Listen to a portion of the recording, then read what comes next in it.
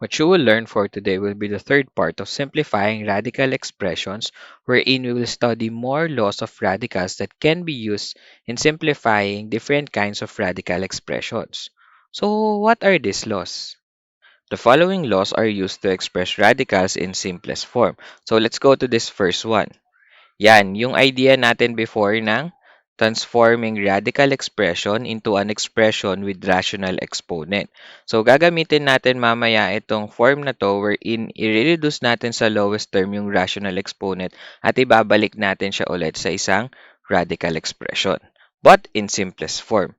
Next, we'll be reducing the index to the lowest possible order. So, mamaya makakita tayo ng radical expression na katulad nito, nested radical expression, wherein just to simplify this kind of radical expression, we just need to multiply the index, yon, or their indexes. The third one will be the quotient law of radicals, wherein it says that the nth root of x over y is equal to the nth root of x over the nth root of y. So somehow, medyo similar siya dun sa product law of radicals natin. Dito naman, imbes na paghiwalay yung factors, yung quotient yung pinaghiwalay, numerator tsaka denominator, we're getting the individual roots of them. Para mas maintindihan natin kung paano ginagamit tong mga given law of radicals in simplifying, let's try to have this as following examples. So ito muna yung paggamit ng transforming radical expression into an expression with rational exponent. So let's have number 1. Yan. All we need to do is to simplify the fourth root of x squared. So, ang gagawin natin dito, itatransform muna natin siya sa isang expression na may fraction or rational exponent. So, dito, yung 2 yung tumatay yung m natin at yung n naman natin or yung index natin ay 4. So, we'll try to reduce it into an expression that is equal to x raised to 2 over 4. Once again, yung exponent ng ating radicand will be the numerator and then the index will be on the denominator. So, ang gagawin lang natin is, kukuhain lang natin yung lowest term nitong 2 over 4. So, ang gagawin natin is divide natin sila both by its GCF, which is 2. So, divide both of them by 2. Yan. 2 divided by 2 is 1. 4 divided by 2 is 2. Therefore, the lowest term of this exponent will be 1 half. So our expression will now be x raised to 1 half. And this is already in simplest form, but we have to make it into a radical expression. So ang gagawin lang natin dyan, babalik lang natin. So once again, gagawin nating index itong 2, and then yung exponent ng ating radicand will be 1. So ito yung itsura niya. Ito, nakita nyo, ito yung denominator, naging index, and then yung exponent, yung exponent na numerator will be the exponent of the radicand. Now, the final answer, we can just remove that 1 inside that radicand, and the final answer will just be square root of x. So, automatic, the index is 2. We can just write it as square root of x. Next, let's have number 2. We have now given the 12th root of a raised to 3 or a cube. So, ang gagawin natin dyan, ganun pa rin. We transform this into an expression with rational exponent. Numerator si 3 or nasa taas si 3, and then denominator or nasa baba si 12. So, it will become a raised to 3 over 12. And all we need to do is to get the lowest term of this 3 over 12. So, ang GCF nila ay 3. So, we divide both of them by 3. 3 divided by 3 is 1. 12 divided by 3 is 4. So, our expression will now be a raised to 1 over 4 or 1/4. Yan na yung lowest term ng 3 over 12. Ngayon, ibabalik natin siya ulit sa isang radical expression. Ang index natin ay 4 at ang numerator ng a sa loob or sa radicand ay 1. Yan. So, it will become fourth root of a raised to 1. So, we can just remove that 1 as the exponent of a, and then our final answer will be the fourth root of a. So, ganun lang. Next, let's have number 3. We have the sixth root of 49. Now, when it comes to numbers naman, ang gagawin natin is we'll try to do the same thing as how we simplify numbers before. Yan. Ang gagawin muna natin is to get the prime factorization of 49. So, ang prime factorization ng 49 ay 7 times 7. So, in other words, that will be equal to 7 squared, di ba? So, we can just get the sixth root of 7 squared. So, kung titingnan nyo dito, katulad na siya ng form ni number 1 tsaka ni number 2. Wherein we can just make this to an expression with rational exponent. So, magiging 7 raised to 2 over 6. Ito yung numerator, yung 2, and then yung denominator is yung index. So, we get the lowest term of 2 over 6. We divide 2 with 2 and 6 with 2, making the expression 7 raised to 1/3 or 7 raised to 1 over 3. Yan. Next, we'll try to make this back into a radical expression, making it the cube root of 7 raised to 1. So, for our final answer, pwedeng tanggalin na natin yung 1 na yan and make our answer just be cube root of 7. So, ganun lang kahit may numbers. So, let's have the same example as that one. In this case, let's make it the 10th root of 625. So if we try to make the prime factorization of 625, that will be, yan, parang apat na 5 ata yan. And 5 times 5 times 5 times 5. So our prime factorization for 625 will be 5 raised to 4. Yan yung ating prime factorization. In this case, we can just make it simply as the 10th root of 5 raised to 4.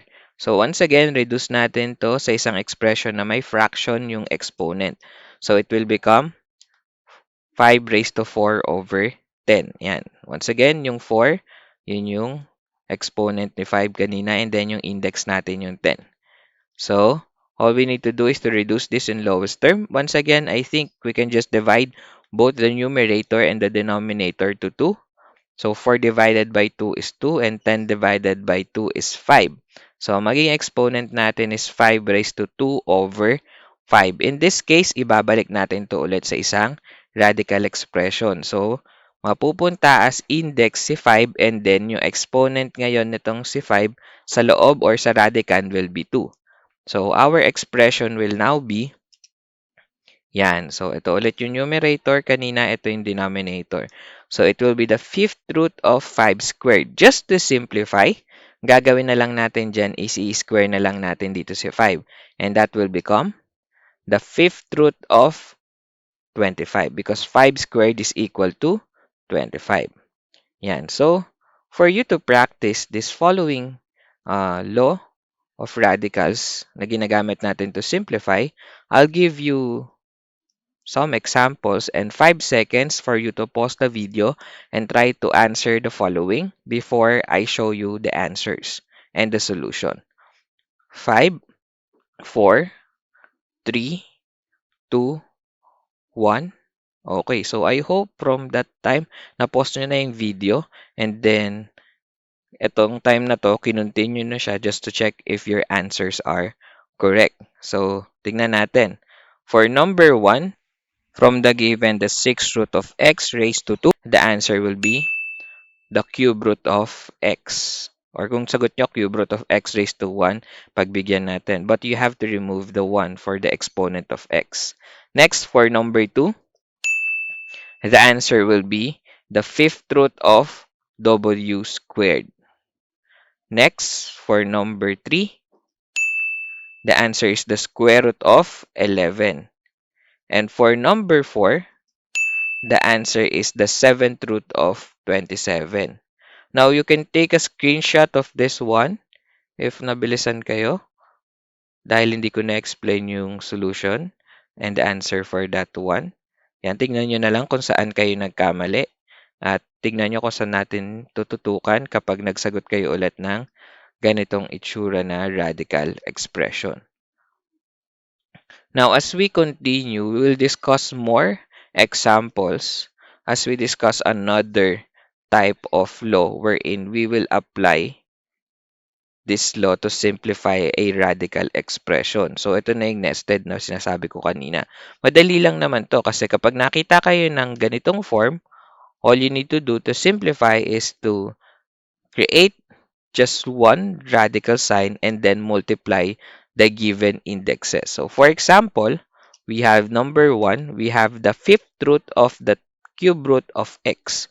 So fifth root of cube root of x. Ang gagawin lang natin dyan is to create just one radical and put that radicand x inside, and then you just need to multiply 5 and 3. So ganito yung magiging itsura niya.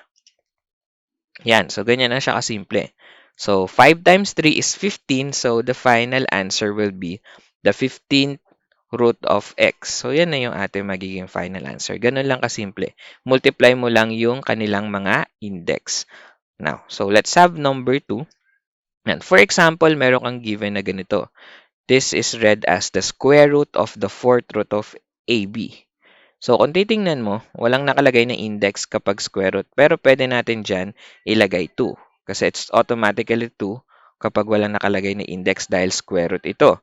Now, same thing na gagawin natin sa katulad ng ginawa natin sa number 1. All we need to do is to multiply the exponent. So, we have 2 times 4. That will be equal to 8. So, we have the 8th root of AB. So, yan na yung magiging final answer natin. So, medyo madali itong type ng radical expression na to. Next, we have number 3. We have the given, the cube root of the fourth root of the square root of m. So, kung di nyo napapansin, tatlo po yung ating radical sign dyan. At meron tayong square root. So, lagyan natin ng 2 para hindi nakakalito. Yan. So, ang gagawin lang natin is to multiply all the given index. We have 3 times 4 times 2. So, that will be equal to, yan, 3 times 4 is 12, times 2 is 24. So, our final answer will be the 24th root of m. Yan. Next, so for the final answer or the final example for this one, we have number 4, wherein we have the given, the fifth root of the cube root of quantity x plus y. So, in this given, ganun pa rin yung gagawin natin. We just need to multiply the index kahit na ano yung expression na nakalagay doon sa radicand natin. So, on this, we'll be having 5. Yan, ito, 5 times 3. That will be equal to 15. So, the final answer will be the 15th root of quantity x plus y. Yan. So, yan yung final answer natin. So, right now, after all of these examples, I think we can use those examples just to answer a couple exercises. So, I will give you once again 5 seconds to answer the following or to simplify the following radical expression. 5 seconds. 5, 4, 3, 2, 1. Yan. So, after that one, so tingin ko, na-pause nyo na at na-try nyo ng sagutan at kinontinue nyo na yung video ngayon. So, let's try to check your answers. We have number 1, the cube root of fourth root of a. The answer or the simplified form will be the 12th root of a. For number 2, we have the square root of the square root of 2y. The answer is the fourth root of 2y. And for number 3, we have the square root of the sixth root of the cube root of quantity 3m minus 2n. So our final answer will be the 36th root of the quantity 3m minus 2n. So once again, you can take a screenshot of this one or pwede nyo i-pause yung video sa part na to para makita kung saan kayo part nagkamali at saan nyo ifo-focus once you answer again these kinds of radical expression. But to continue, let's have this last set of examples wherein we'll try to apply naman yung ating tinatawag na quotient law of radicals. So wherein, if you will be having the nth root of x over y, it is also the same as the nth root of x over the nth root of y. So paghihiwalayin mo yung nasa ating numerator and denominator, kukuhain natin yung individual root nila. For example, let's have number 1. Ang given natin ay square root of 4 over 9. So, gamit ang ating quotient law of radicals, pwede nating i-reduce it into an expression that is equal to the square root of 4 over the square root of 9. Ang gagawin lang natin, kuhain natin yung square root ni 4 which is 2 at ang square root ni 9 which is 3. So, ang final answer natin will now be 2 over 3. Yan. So, ganun lang kasimple kung paano gamitin itong quotient law of radicals natin. Next, let's proceed to number 2. Ang given naman natin is cube root of 8a raised to 6 all over 27. So, once again, using this law, separate natin yung cube root of 8a raised to 6 over cube root of 27. Now, kung papansin ninyo, itong 8a raised to 6 at itong 27, both of them are perfect cubes. So, pwede natin kuhaan yung cube root nila nang hindi na natin kailangan i-factor. So, ang cube root ni 8 will be equal to 2.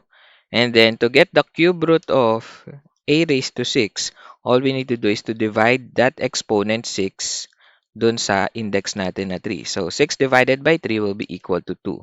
So, yan ngayon yung magiging exponent ni a sa ating final answer. So, it will become a squared. Next, ano naman yung cube root ng 27? So, cube root ng 27 will be equal to 3. So, our final answer will now be, yan, 2a squared all over 3. Yan ang ating final answer. Okay, so as we proceed, let's have number 3.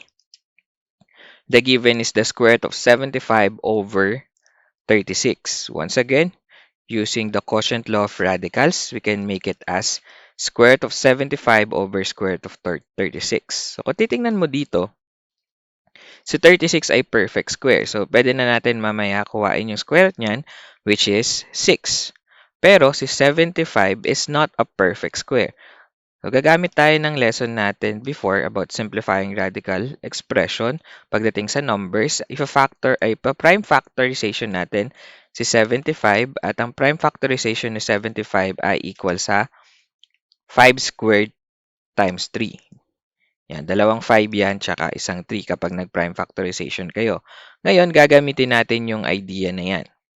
Diba, ang ginagawa natin before ay pinaghihiwalay natin yung square root of 5 squared, then square root of 3. So, gawin natin yon. Yan. And by the way, ginawa na nating 6c square root of 36. Yan. Ang gagawin na lang natin dito is to get the roots of the factors that is having a perfect nth root. For example, we have the square root of 5 squared. So, ang square root of 5 squared will be 5. And then, ito, mariretain siya kasi hindi naman siya perfect square. At the same time, nasa simplest form na siya. So, our final answer will now be the 5 square root of 3 over 6. Okay, let's go to the last example. We have here number 4. Ang given natin ay square root of 18x cubed all over 49y squared.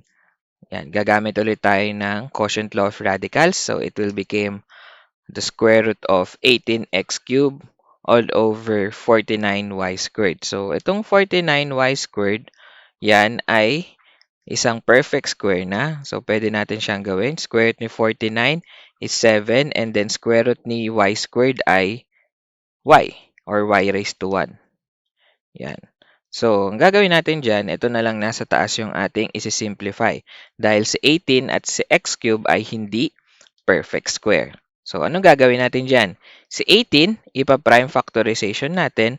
And then si x cube, ganun din, ipa-factor din natin. So, ano magiging factors nila? Yung 18 is equal to 3 squared times 2. Yan, 3 squared is 9. So, 9 times 2, 18. Tama. Then, x cube, finactor natin sa in such a way it will become x squared times x raised to 1. Yan yung ating x cube.